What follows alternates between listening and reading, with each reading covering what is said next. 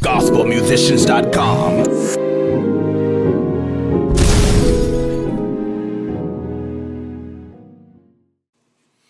Okay, so here we go. Part 4. Good stuff. Gospel musicians, Jamal Hartwell coming at you. Part 1, we talked about how to take your audio files and export them in a format so you can begin to import them into your GarageBand for iPad, okay? Part 2, we talked about taking those files and loading them to your iPad through iTunes, all right?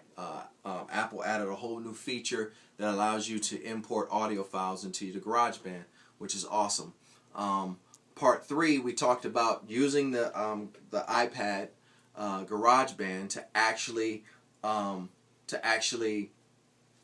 put them in and make the separate tracks. We taught you some tips and tricks. Now, here's the big question.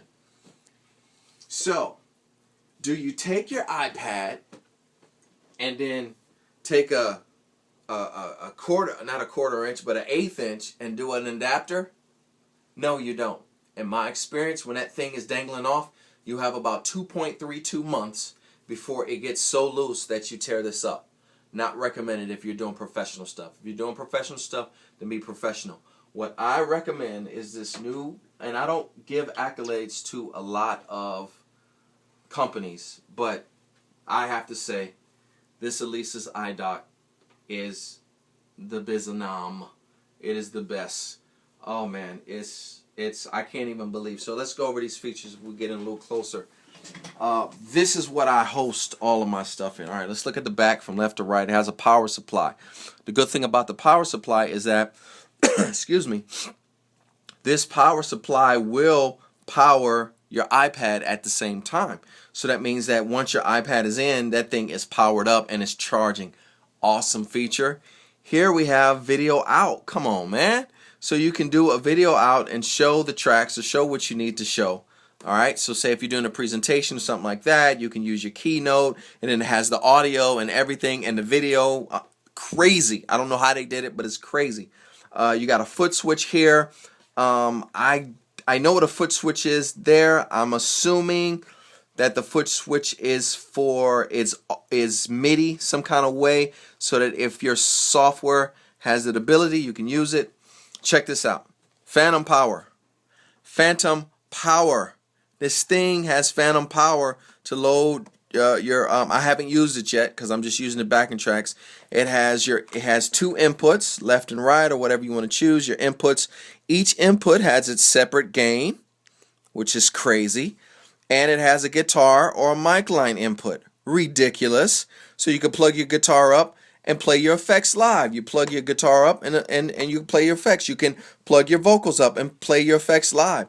I like the fact that it sits like this, personally, because I could just have this stand right here that you can get anywhere. Put it right here and you're good. All right. You got you can turn it direct on or off, which is direct on your monitoring. You can turn that on and off if you want to switch it. So say you want to mute something real quick, you do that. Keep it on.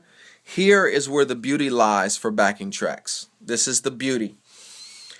You will always have your drummer say, I don't have enough of the track. He will always say, I don't have enough of the track. Now, your sound man can give him enough of the track, or you could simply run a headphone jack right out of here all the way to your drummer, and that way you can crank them all. Matter of fact, do me a favor. Just keep this all the way up. When you buy the I.O. dock, my baby's laughing on the film. That's funny. We're going to keep doing it, but that was funny. When you buy an I.O. dock, soon as you get it, turn it to the side, take the headphones and crank it all the way up, just by default, and send that to your drummer. Because he already can't hear, okay? He already can't hear, so just crank this all the way up. Now, the main is where you send to the house. Now, your house can send the drummer more or whatever, but it's a beautiful thing. Now, I have to apologize on tape. I apologize when I do good. I mean, I can say when I do good, and I got to say when I do bad. I got mad at Alesis. I got mad at the company. I got it from Square One Audio, I think. Square Trade Audio, something like that. And so I assumed that they didn't send me now when you do this is for the iPad 2. They send you a sleeve. I'm sorry, this This is originally for the iPad 1. They send you a sleeve for the iPad 2. I thought, being upset and quick to anger, which was wrong of me, I thought that they didn't send me the sleeve, but they already sent me the sleeve there. Everybody else that I read reviews, they got their sleeve in a little thing separate, but they already connected it for me. This is the sleeve. So if you got an iPad 2, this is how it happens. If you have an if you have an iPad 1, excuse me, iPad Classic, this is what happens. Here, you just take this sleeve, slip it right in, and it just snaps right in. Now, let's load this baby up. Here's my iPad. Let me just turn this turn this off for now. You just take the iPad, slip it right in, and it's in. It's kind of hard to get off though. I ain't gonna lie. See, it says charging. That's my little son there. It's hard to take off. You gotta use your fingers and slide it and make sure they're wet. So it's kind of hard to slide off, but you slide this baby right in there, and you turn the power, which is already on. Turn it off. It's not charging. Look at this little charger. Turn it on, and you can see it's charging. All right. Now I take my audio inputs and I go out to my system, left, right. All right. Let's turn my system on. All right. And what we have here. All right. All right. It's upside down. Just simple. Do like that. And let's see what we got.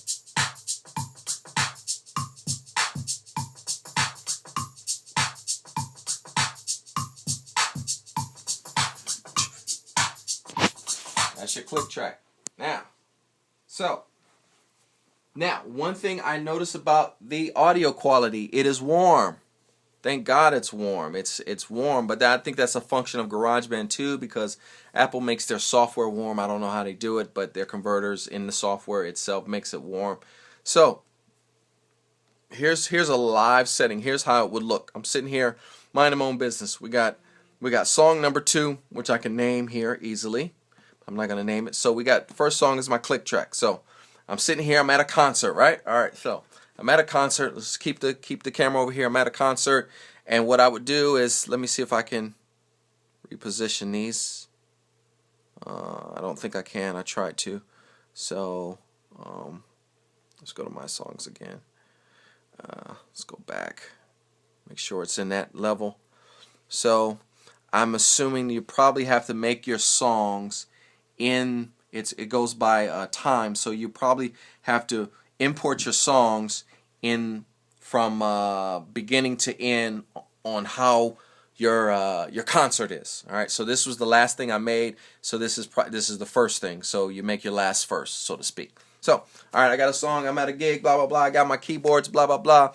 Now I got my keyboards. I'm about to do something. Blah blah blah. Yeah yeah yeah. I got my keyboards. Yeah yeah yeah. So we got the first track going on. All right. So I just click that. That's one click. Make sure it's like that. You would set this up beforehand. So blah blah blah. Minding my own business. Your click track. You're ready to go. You push a button. There you go. Click track is done. You're playing your tracks. You're playing live. You're jamming. Blah blah blah. All right. This is just a click track. All right. So cool. All right. Now the song is over. Boom. 2 clicks. You saved. You go to the next song. You swipe. Look how long. Look how easy it was. This 1, 2, 3, 4, 5, 6, 7 tracks. Look how fast it takes to load 7 tracks. All right. Here we go. Here we go. What? That's how fast it takes to load. You haven't seen it? Let's do it again. My songs again. Let's load the click tracks. Flip, click, load and click tracks. Back to the beginning. I'm ready to go. All right. Next song, my songs. It's saving. Flip, click, back to the beginning. Bam. See how fast this is. Yeah.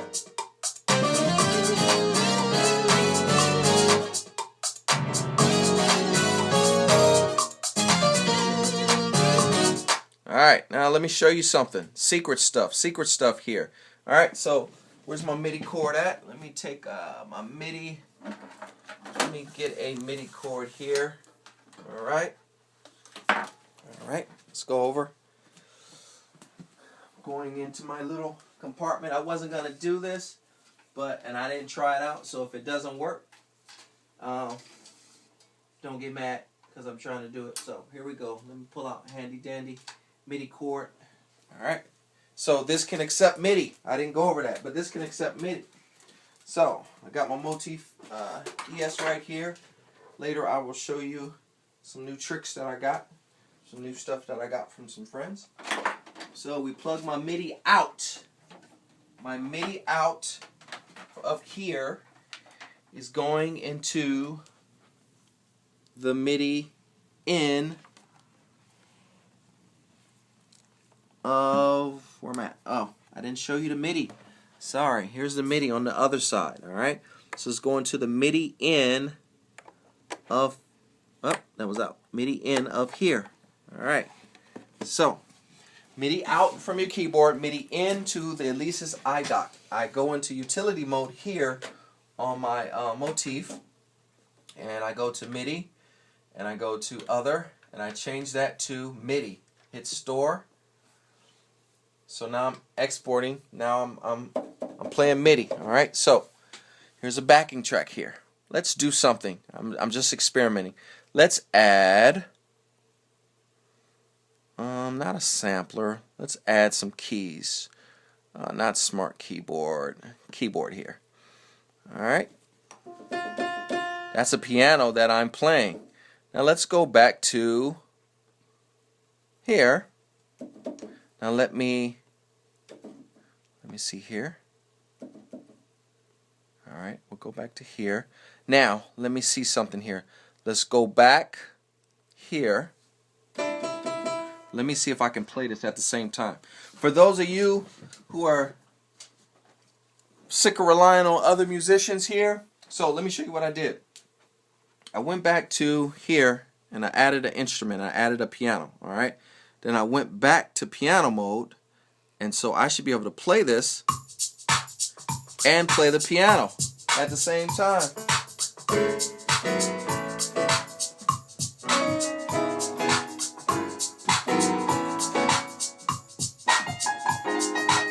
So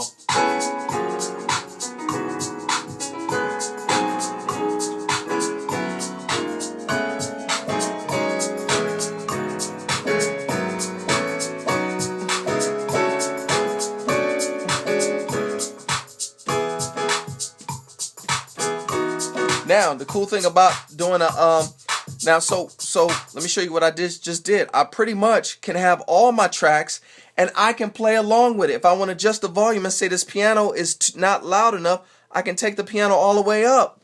Alright, so that's what, I can't play it in this mode, so I just tried it, so I have to play it in the other mode. So my suggestion is do 7 of your audio tracks. Your 8th track is your instrument track that you can actually play. Switch back here and you're good to go. Now, what if I want to change the tempo? That's a little slow. I want to change this to like 120.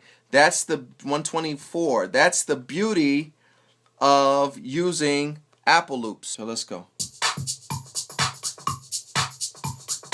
Yeah.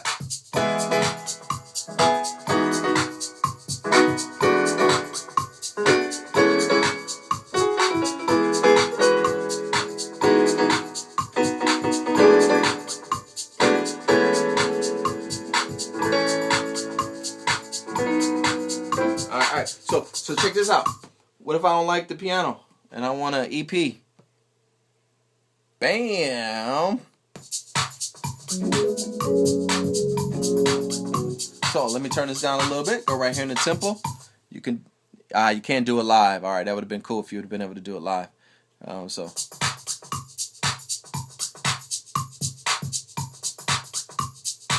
turn it down a little bit more. Alright, so tempo. There we go. So let's turn this down. Alright, so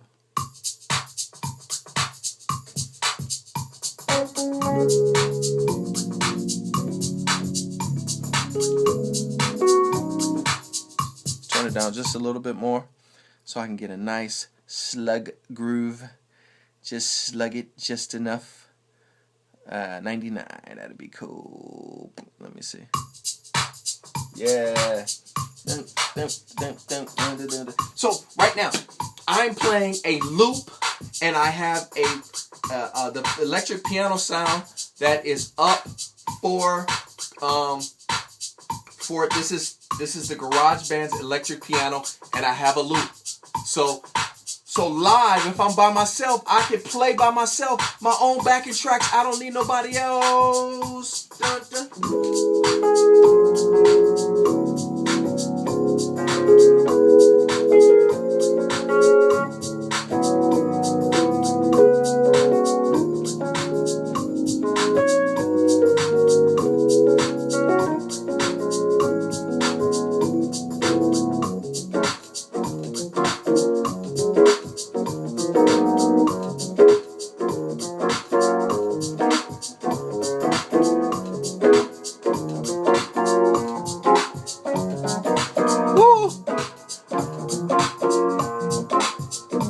Let me show you them chords. Simple. G flat minor 9, E flat minor 9, all minor 9, all minor 9, G flat minor 9, E flat minor 9. Actually, this is 11th, my bad. G flat 11th, minor 9, B flat minor 9.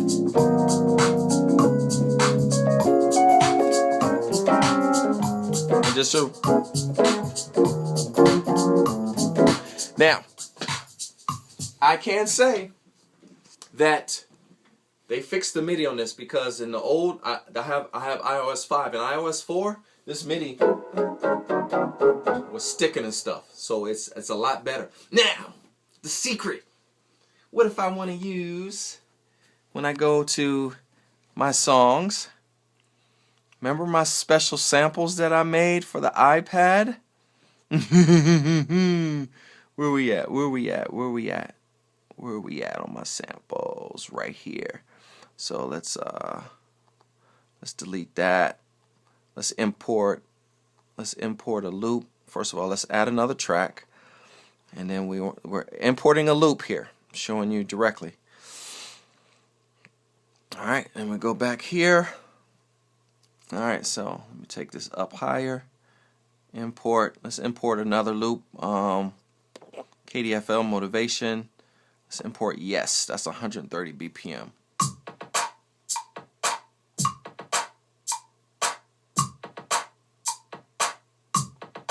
All right, so yeah. All right, so here, I click here, and it's the sampler with my samples. That's a Bart. That's my MKS EP2 course, playing with the samples. So once again, I can load up my own samples. I'll show you guys how to purchase my samples when they come out. So then I can play the track.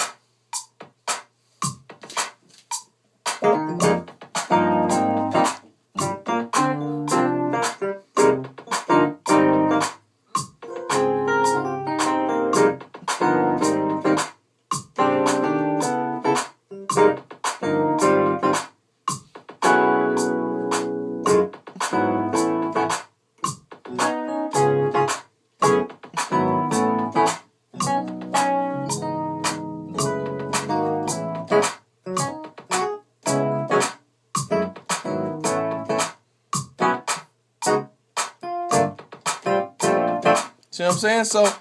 So this can be your all-in-all answer to your whole entire gig. You don't have everybody else. You put the first 7 audio tracks on there, and you can play the 3rd track. Come on, man. Come on, man. That's crazy. That's ridiculous. So once they add more power to it, this MIDI. Let me try and make the MIDI, because in iOS 4 the MIDI was not that great.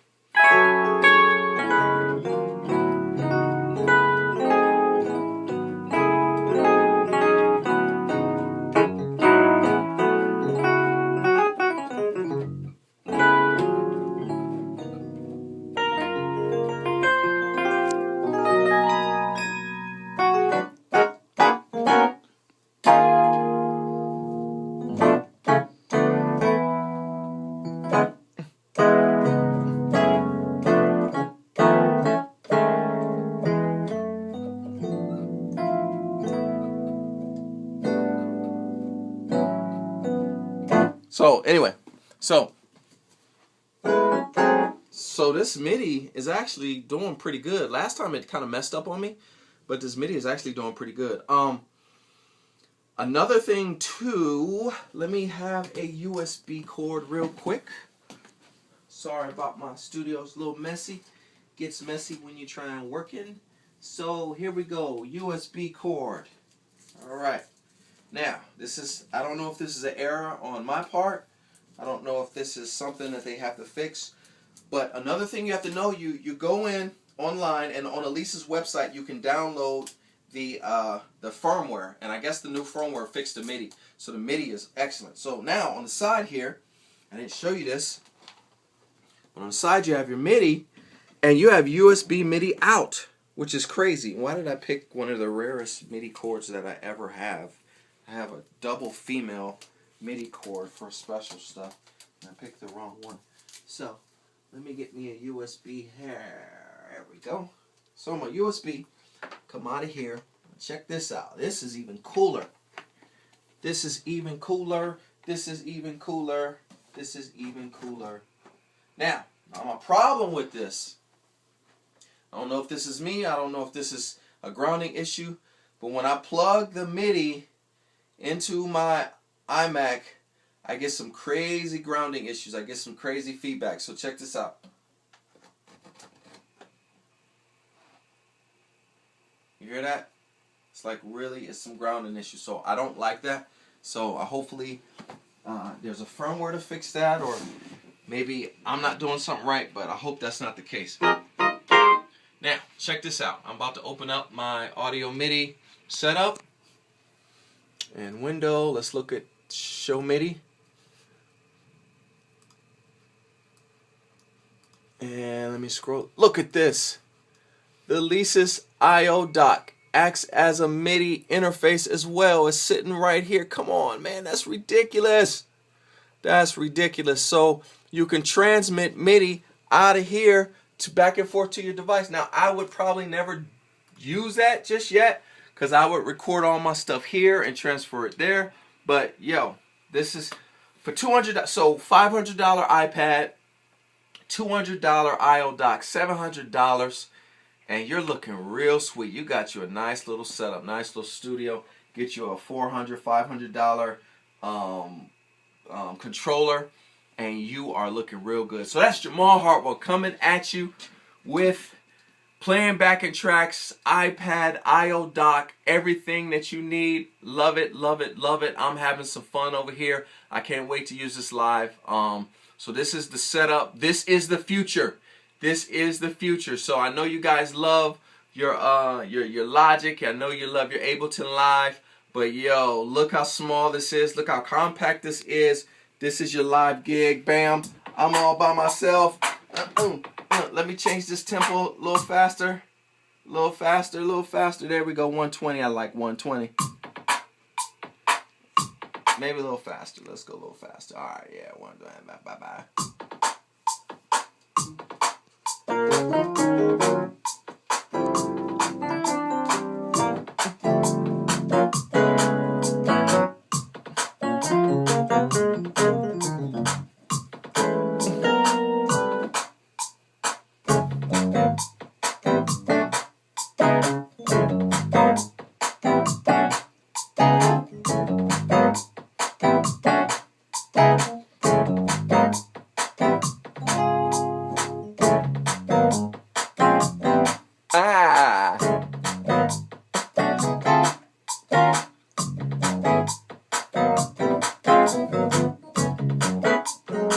Alright, so one thing I can say, the converters on this Alesis, they're very warm and dark. Like I like it, like my little ASR 10 over here. They're very warm. So there we go. Jamal Hartwell coming at you, Gospel Musicians, Part 4.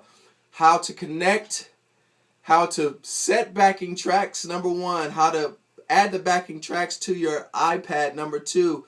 Number 3, how to load them up in your iPad. Number 4, how to use your I/O dock to import the sounds and play them live. In my opinion, the I/O dock is a hands down no-brainer as the number 1 docking station for audio applications for live, real live musicians. So Jamal Hartwell got some musicians coming at you. For more fat clips, go to gospelmusicians.com.